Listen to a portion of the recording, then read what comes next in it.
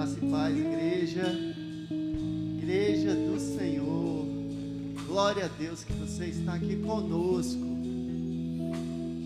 Nesse mesmo clima de adoração que a gente está, vou pedir para você fechar seus olhos e abrir as suas mãos.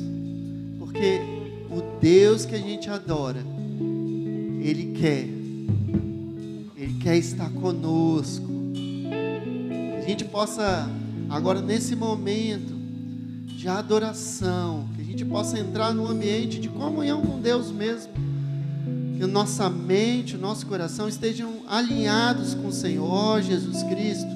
Vem para nos salvar. Vem, Senhor, para reinar e para governar sobre as nossas vidas. Nós clamamos, Pai, porque o Senhor é o único Deus que nós adoramos, o único Deus que existe, um Deus de glória, um Deus de poder, um Deus soberano, um Deus que nos salvou, Pai. Senhor, eu peço, Senhor, que o Senhor possa abençoar cada um aqui nessa congregação, cada um que está aqui, Senhor, te adorando. Que o Senhor possa realmente derramar sua graça, sua paz, o teu amor, e também aqueles que nos acompanham, Senhor, pela internet. Que o Senhor possa estar colocando tuas mãos sobre cada vida, Senhor. Oh, Jesus Cristo, obrigado, Senhor, porque nós cremos que o Senhor voltará em breve para nos buscar. Em nome de Jesus que eu oro e abençoo. Amém. Pode se assentar. Obrigado, Luiz. Obrigado, que adoração. Não sei você, mas eu estou muito feliz de estar aqui com você. E para mim é um grande privilégio de estar na casa de Deus. E principalmente essa casa aqui é a casa do Senhor, porque cada um de nós é povo santo, povo escolhido, povo que foi escolhido por Jesus. Se você está aqui, é porque Deus tem um propósito para você hoje. Estou muito feliz, estou vendo muita gente bonita aqui, muita gente que é povo de Deus, e isso dá uma alegria tremenda no nosso coração. Meu coração fica muito feliz, porque o povo de Deus, quando se ajunta, é motivo de festa, de alegria. Algum tempo atrás, a gente não estava podendo se ajuntar, né? Se a gente olhar uns 2 anos atrás, estava difícil. Todo mundo usando máscara, todo mundo isolado. E agora a gente pode se ajuntar. Mesmo com esse tempo de chuva, né? Para os capixabas choveu um pouco, fez frio. Todo mundo tira o casaco do guarda-roupa, não é isso? Capixaba, que é capixaba, é assim, choveu, está fazendo frio.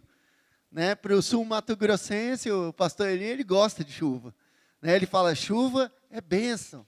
Chuva é sempre bênção. E eu que sou capixaba, sou urbano, eu falo assim, chuva, ai meu Deus, vai molhar tudo, vai sujar, a gente vai entrar em casa, e aí a gente começa a problematizar, não é assim?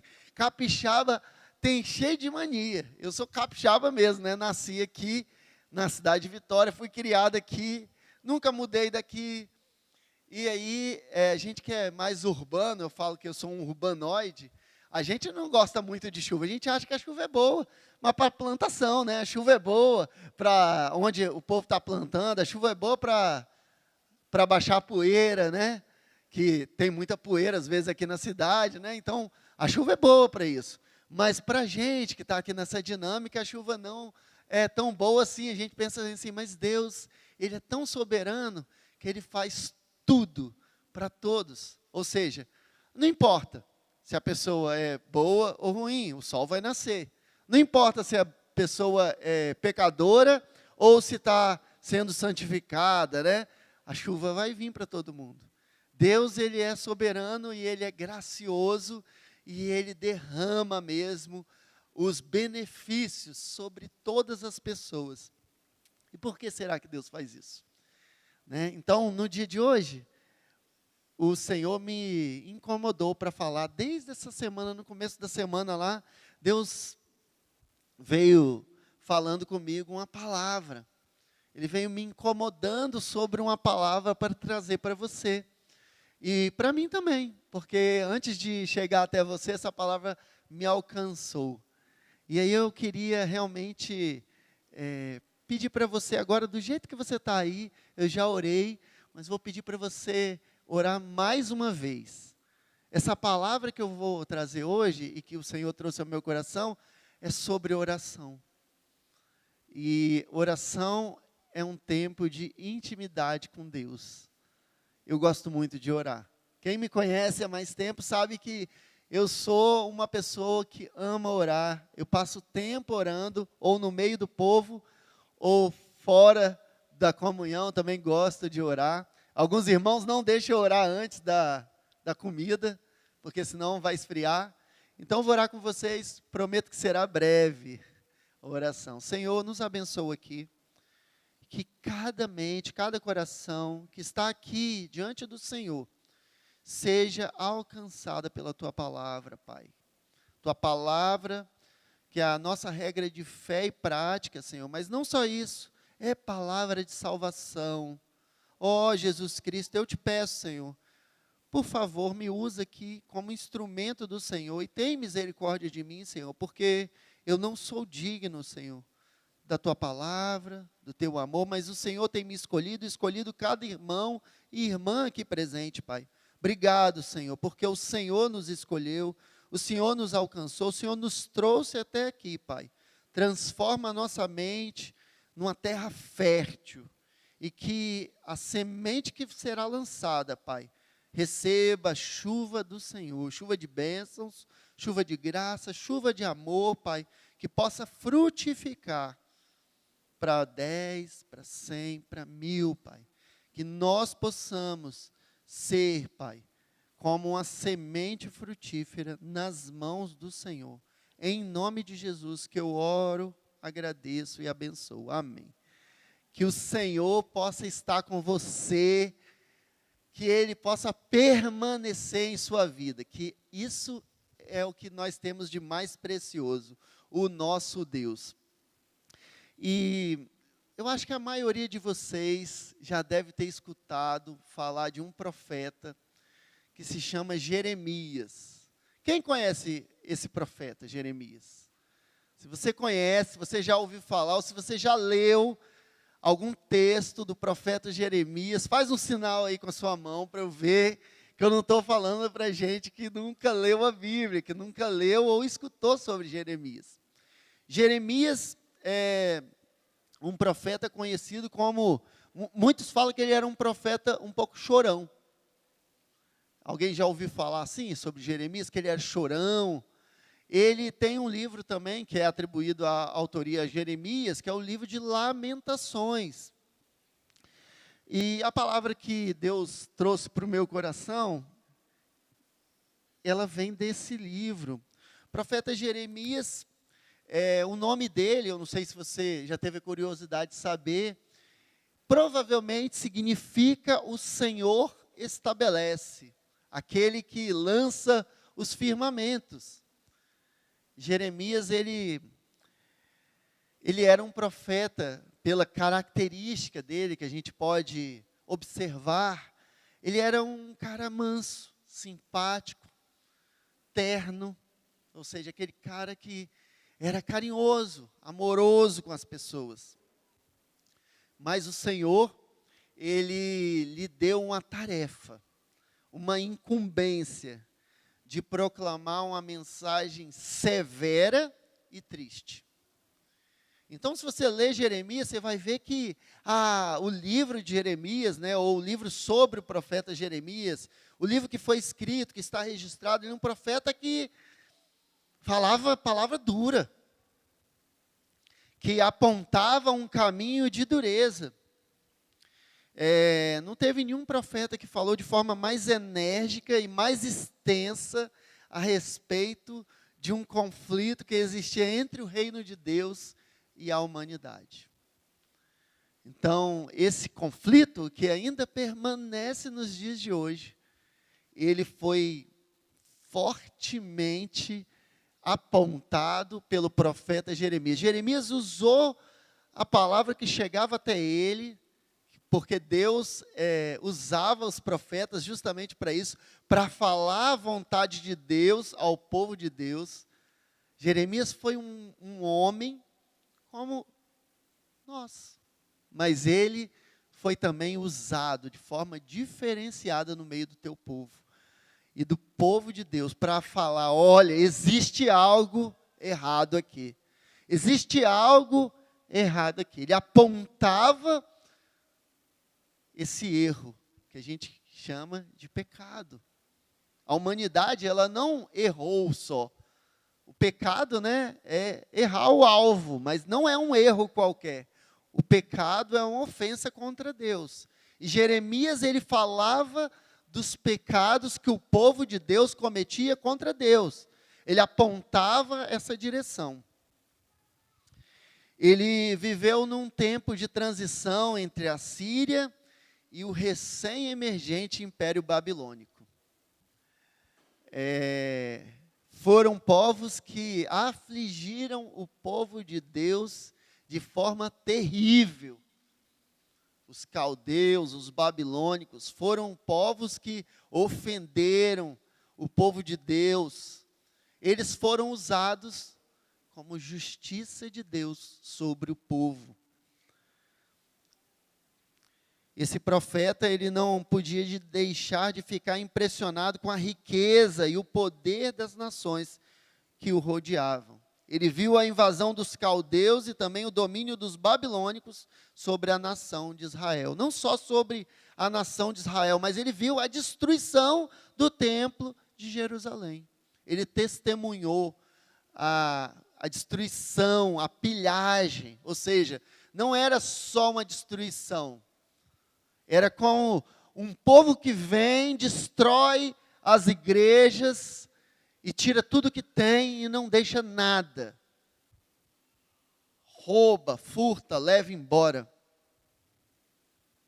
Então, um tempo que ele viveu, um tempo de violência, um tempo de agressão, um tempo de guerra. Nesse mesmo tempo, ele também tinha contato com outros governos, estados menores que o rodeavam. Elas, como a nação de Judá, que foram de forma brutal, inexoravelmente pegas pelo esse turbilhão que invadia e que dominava aquele tempo. Não resistiram. O rei de Judá foi morto.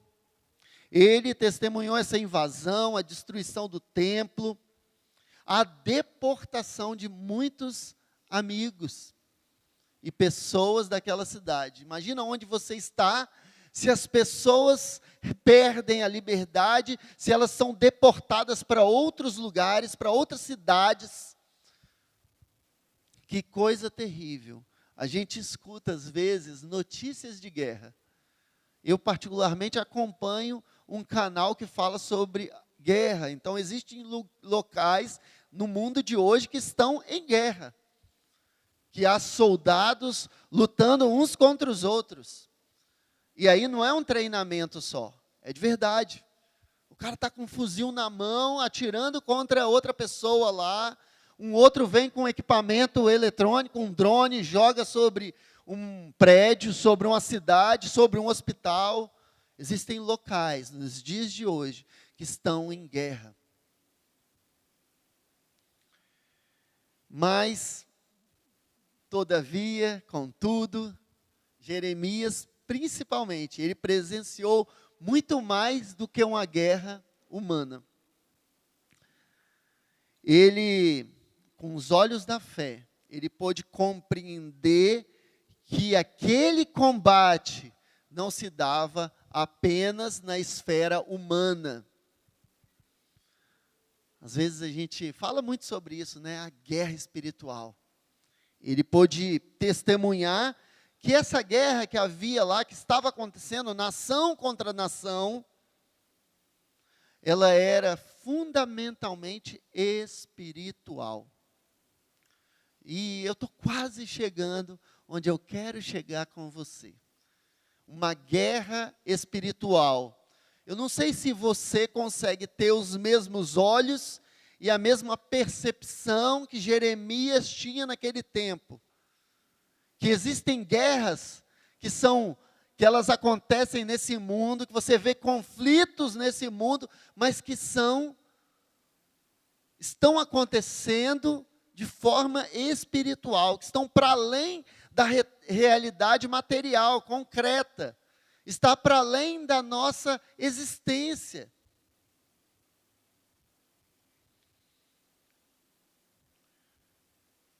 E quando você percebe que há algo que você não pode fazer, como Jeremias percebeu, não havia nada que Jeremias podia fazer para mudar aquela situação. Não havia nada que Jeremias poderia fazer para mudar a situação. Ele era um profeta usado por Deus.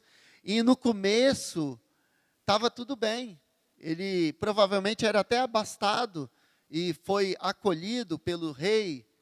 Ele só sobreviveu porque um dos reis de Israel o protegeu, porque sabia que ele era um profeta de Deus. Mas ele chegou a um ponto de quase morte, de tanta perseguição que ele sofreu pelo próprio povo de Israel. Ele não estava sofrendo perseguição dos outros. Ele falava para o povo de Israel: vocês precisam se entregar para a Babilônia. Olha que palavra dura. Ele falava para o povo de Israel: vocês precisam se submeter ao governo de Babilônia. É isso que Deus quer. Você pode estar pensando, mas assim, não faz sentido nenhum o povo de Israel se submeter à Babilônia. Nem para eles, nem para a gente faz sentido, mas era a palavra que Jeremias trazia. Era a justiça de Deus. Deus queria limpar o povo. Ele queria tirar o pecado do meio do povo. Ele queria tirar o pecado da vida das pessoas. E essa palavra era dura, mas ela era a palavra de Deus. E quando você escuta uma palavra dura que vem do Senhor, você muitas vezes não quer essa palavra. Você rejeita. E quando você olha para a vida dos profetas, quando um profeta acusa o pecado do povo, ele é rejeitado. É isso mesmo que acontece. Ele não é aceito, ele não é acolhido, ele não é aclamado, não há palmas, não há selfies. Ele é cancelado, como diria a nova geração, né? Cancelado das mídias sociais.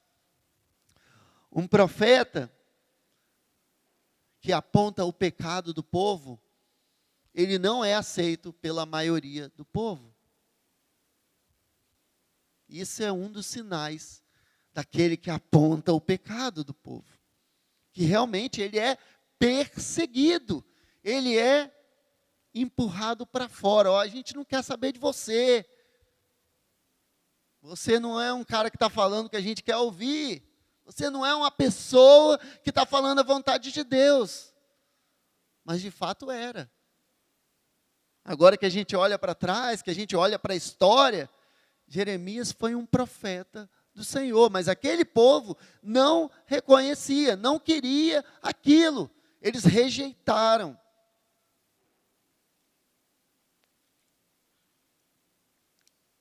E aí, vem lá no capítulo 33, vou ler com vocês aqui, de 1 a 3, diz assim: Palavra do Senhor, que o Senhor nos abençoe. Quando Jeremias ainda estava encarcerado no pátio da guarda, a palavra do Senhor veio a ele pela segunda vez, dizendo: Assim diz o Senhor que faz estas coisas. O Senhor que as forma para estabelecer, Senhor é o seu nome. Chame por mim, e eu responderei. Eu lhe anunciarei coisas grandes e ocultas que você não conhece. Em outro texto vai dizer assim: E veio a palavra do Senhor a Jeremias, segunda vez, estando ele ainda encarcerado no pátio da guarda, dizendo: Assim diz o Senhor que faz isso, o Senhor que forma isto para o estabelecer. Jeremias, que é o seu nome, é o Senhor. Clama a mim e responder-te-ei, e anunciar-te-ei coisas grandes e firmes que não sabes. Ainda outra tradução vai dizer assim: pergunte-me, e eu lhe contarei coisas maravilhosas e segredos que você não sabe a respeito do que está por vir. Amém? Então, Jeremias preso, prisioneiro, encarcerado, e o Senhor o visitou. Não pela primeira, mas pela segunda vez, trazendo uma palavra de esperança. Às vezes a gente olha para a realidade que a gente está vivendo, e eu não sei como você está nos dias de hoje. A gente, de fato, tem vivido tempos difíceis. Muitos de nós entramos em conflito, às vezes, uns com os outros, às vezes é por causa do trabalho, às vezes é por causa da saúde, às vezes é por causa de tantos motivos que não deveríamos entrar. Eu tenho aprendido que tem muitas batalhas que a gente não deve entrar. Muitas batalhas que não são as batalhas mais importantes. Muitas batalhas que você perde tempo discutindo, brigando, falando, se debatendo e que não levam a gente para lugar nenhum. Que tiram a gente daquela paz que o Senhor nos dá. A gente gosta tanto de declarar graça e paz, mas às vezes a gente está em conflito, a gente declara graça e paz, mas nós estamos em guerra. E não faz sentido você falar graça e paz se você está com o espírito em conflito, se você está conflituoso, belicoso, melindroso. Às vezes está cheio de melindre, tudo que fala com você está cheio de dedos.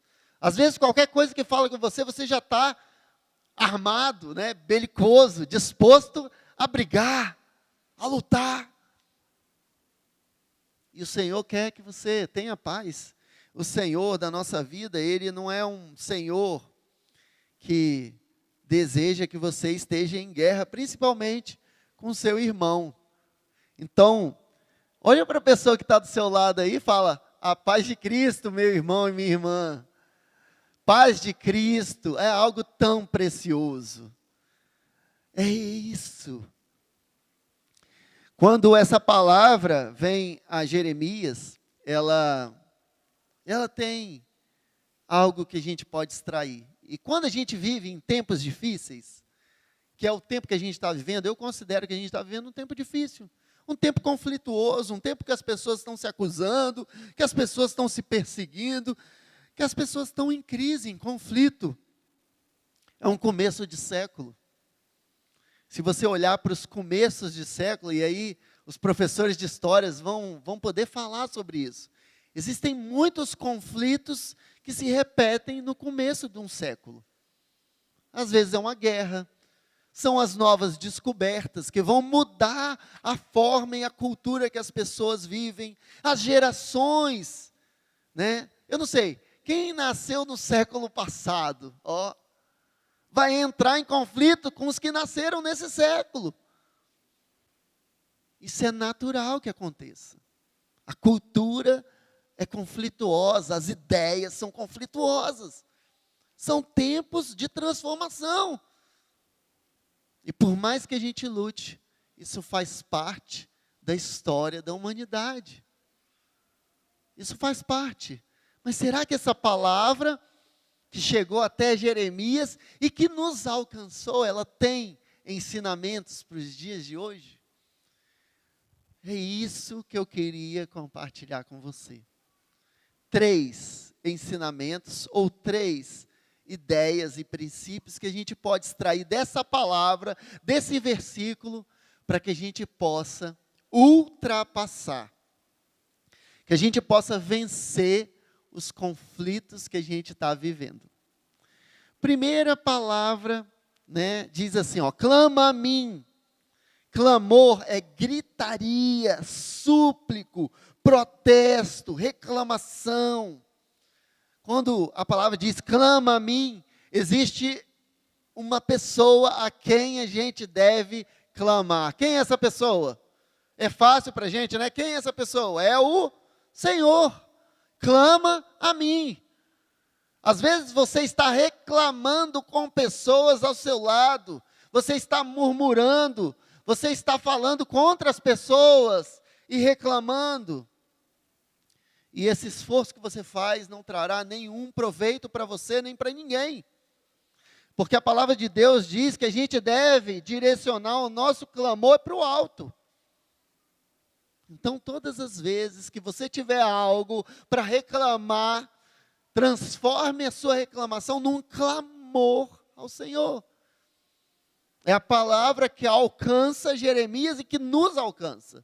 Palavra de Deus, clama a mim, clama ao Senhor, direciona o seu clamor, a sua reclamação para Deus. Olha, Deus, isso está acontecendo assim, assim, eu vejo esse mundo perdido, caído, pessoas em pecado, pessoas escolhendo caminhos errados. E nós devemos o quê? Clamar ao Senhor. É Ele que muda o coração das pessoas. Eu posso falar bem assim, olha, Senhor, por que tantas pessoas torcendo para o Flamengo? Muda o coração dessas pessoas. Se eu ficar falando com o flamenguista, ele não muda de time. Só Deus. Aí você pode estar achando assim, mas pastor, mudar de time não é pecado. Não, não é. Mas é só um exemplo, para você ter ideia. Você não convence a outra pessoa a mudar de time. Só se for um milagre. Não há um convencimento natural. O homem natural, ele não se convence das ideias que ele tem, ele sempre acha que está certo. Ninguém faz nada achando que está errado. Então, por isso que a gente direciona o nosso clamor ao Senhor. Se você quer que alguém se arrependa, clame ao Senhor. Se você precisa que uma realidade seja transformada, clame ao Senhor. É ali que vai estar a solução. Não começa a depender da sua força de trabalho, do seu esforço. Às vezes dá resultado, mas muitas vezes batalhas espirituais só são ganhas com a presença do Senhor. Você acha que você vai transformar o coração de um pecador num coração puro e santo? Não. O segundo ensinamento e princípio que eu queria falar com você é o seguinte: a resposta vem de quem? Do noticiário, da internet, do vídeo do YouTube, do Instagram, dos livros, da ciência. Da onde que vem a resposta? Responder-te-ei. O Senhor responde a você quando você clama a Ele. Se você fica conversando com seu amigo, não vem resposta do Senhor. Não basta você vir a um culto e adorar o Senhor aqui. Você precisa ter intimidade, oração, clamor. Você precisa passar tempo na presença do Senhor. Separe um dia, pelo menos, por mês, um dia por mês. Um momento, uma hora, para você estar clamando ao Senhor pelas suas batalhas espirituais.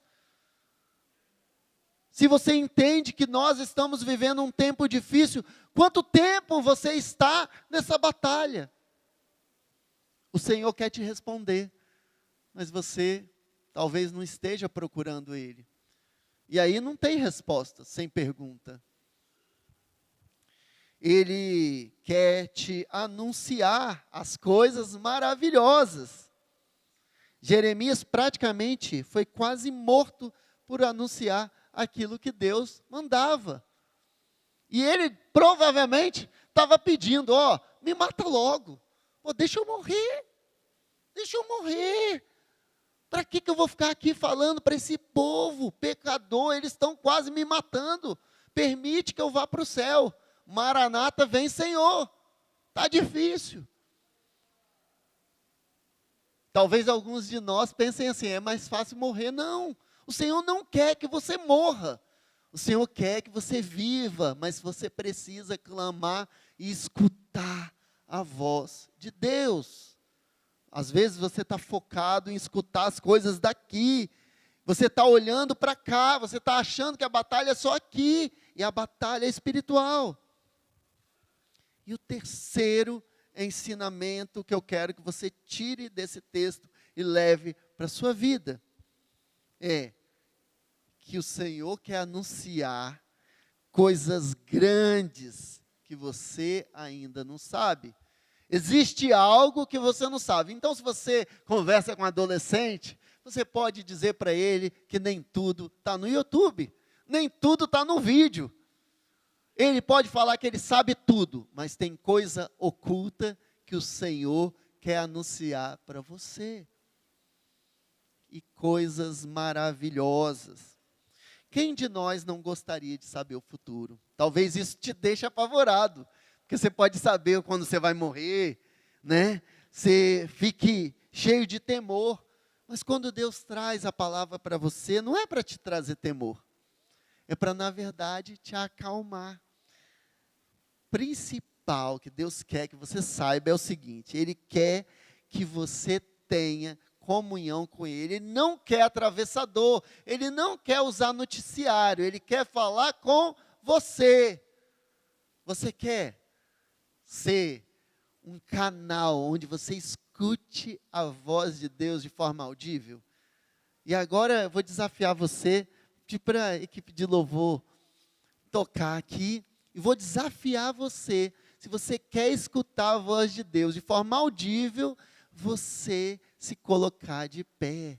Feche seus olhos aí e deixa o Senhor falar com você. Deixa o Senhor falar com você. Deixa o Senhor falar com você. Senhor, nós estamos na Tua presença. A Tua palavra diz que o Senhor vai anunciar coisas maravilhosas. Que o Senhor anuncia coisas maravilhosas. Em Efésios 3:20 diz o seguinte: ora, aquele que é poderoso para fazer infinitamente mais do que tudo o que pedimos ou pensamos, conforme o seu poder que opera em nós. A Ele seja a glória na igreja e em Cristo Jesus, por todas as gerações, para todos sempre. Senhor, essa palavra que nos alcança, Pai, fala aos nossos corações, Pai. Ó Jesus Cristo, eu quero pedir que o Senhor abra os olhos, os ouvidos espirituais, para que cada um aqui receba, Senhor, e perceba as dimensões espirituais da batalha, mas que não só a gente fique, Senhor, com a nossa mente cativa nesse mundo, mas que nós possamos ser alcançados pelas revelações do Senhor, Pai, pelo Seu Santo Espírito, pela esperança que temos em Cristo Jesus. Ó Jesus, nós queremos, Senhor, receber do Senhor aquilo que vem somente de Ti, Pai. Faz, Senhor, Tua obra milagrosa em nossa mente e em nosso coração, Senhor. Peço que o Senhor visite cada irmão e cada irmã aqui, Senhor. Ó Jesus, que o Senhor possa visitar, Senhor, de forma poderosa, esses meus irmãos e minhas irmãs, Pai.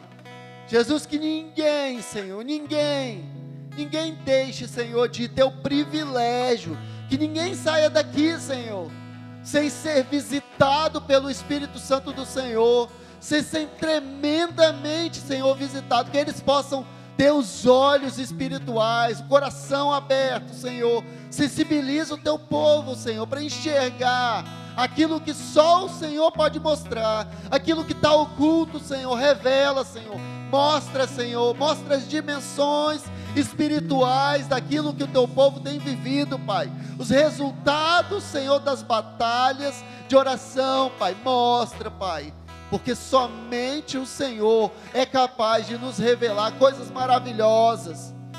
Ó Jesus Cristo, promessas de paz e de esperança, essas promessas que nos alcançam, Pai. Ó Jesus Cristo, a Tua palavra diz: deem graças ao Senhor dos exércitos, porque Ele é bom e a Sua misericórdia dura para sempre. Aleluia, aleluia, glorifica o Senhor aí, porque é a palavra do Senhor que vem para te alcançar, para te abençoar, para mostrar que existe um futuro cheio de esperança e que nenhum de nós deve ficar com os olhos fixos nessas batalhas. A gente não deve temer o futuro, mas a gente deve olhar com olhos espirituais para aquele que nos dá esperança, para aquele que nos rende, para aquele que nos abençoa. Em nome de Jesus, que eu oro e abençoo. Amém.